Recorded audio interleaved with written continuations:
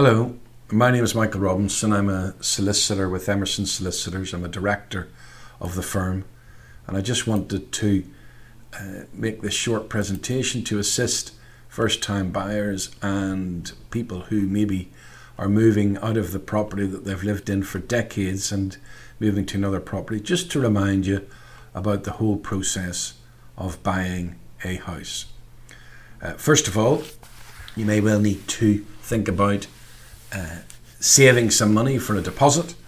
Of course, if you're selling a property and you're downsizing, it's likely that you won't need to. But if it's your first-time buyer, you need to show that you've got a record of saving money and that you've got a deposit available and that you can live within your means. All of this will be assessed by the lender. So you as well better start living within your means well in advance of trying to get a mortgage. There's two things you need to think about in relation to the mortgage. Is it a repayment or interest-only mortgage? And then you need to think about whether it's a fixed rate, variable rate, base rate, tracker. These are all the things that you can discuss with the mortgage broker or with the lender.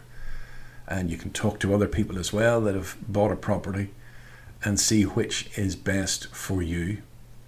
You'll also need to think about the expenses that you're going to have. You're going to have a valuation fee. You're going to have a mortgage arrangement fee. You're going to have the solicitor's fees, land registry fees, local authority searches, stamp duty perhaps on property over 125,000, buildings contents, life and protection insurance, decorating and furnishing costs, the cost of moving. All of these extra costs you're going to have to be able to fund. Then you're going to go out and once you've got a mortgage offer in principle and you've worked out that you've got the money to actually move into the place and pay the bills and keep it insured because you're required to do so, then you're going to look for a property. So you're going to do research. You're going to research the area that you want to live in. Think about schools, think about travel, think about getting to work, think about shopping, think about transport. All these different things are very important. You need to think about it very carefully. You need to have a look at the property inside and out. Now, with coronavirus, a lot of the viewings are done by video. You can still, of course, go and visit, but you don't want to go with a whole bunch of people because of coronavirus. You probably want to just, if you're a couple, one of you go along and have a look at it and report back. So look out for damp, look out for mold, look out for decay, look out for recently done work, look out for extensions, that sort of thing, because all of those are potential problems. And then you need to think about what sort of a survey you're going to have. Is it going to be a valuation survey, just sort of thing you would do for a new build, home buyer's report, which is a bit more detailed, or are you going to get a structural survey, so perhaps for an older property or one where quite a bit of work has been done and extensions just to make sure that it's all lawful. Then of course you'll instruct us and we'll tell you how much it's going to cost and what other expenses there are involved in the process. Eventually you'll make an offer and it'll be accepted and there'll be an exchange of contracts and then completion day and you own the property eventually.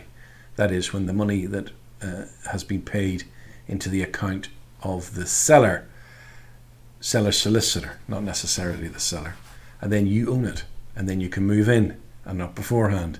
So think about that when you're organising the removals. Used to be in the old days 6 to 8 weeks before coronavirus. Now we're talking about 10 weeks from receipt of contract documentation to completion.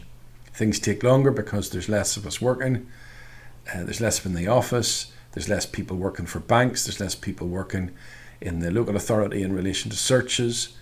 They take as long as they take. Some people, for some obscure reason, seem to think that it's a really good idea that you put the pressure on. Well, our experience is that the buying of a house is a negotiation and empathy is extremely important. And the more empathic you are, the more likely it is that the sale will proceed. Put too much pressure on a seller and they might just back off. So take it from me, I've been doing this job for nearly 30 years. A softly but determined approach works best. There's no point chasing us every hour, on the hour, every day for some kind of an update. You'll get an update when we have something to update you with. Read your client care letter very carefully and you'll see what the service levels are. We have a very good reputation. If you look at our website, all of those reviews are legitimate, genuine reviews. They are from people who have used our service and appreciate the way that we do business. So, plan ahead, think about it, get your deposit saved, make sure you've got the money for all the other extra expenses that there's going to be, find that property, put in the offer, work with us to get this over the line, and then move in and enjoy your new house. My name is Michael Robinson. You can contact me via email, our preferred method of contact during the coronavirus crisis, michael@emersons-solicitors.co.uk, or you can phone 0191 284 6989 and ask for Michael Robinson. Only too pleased to help.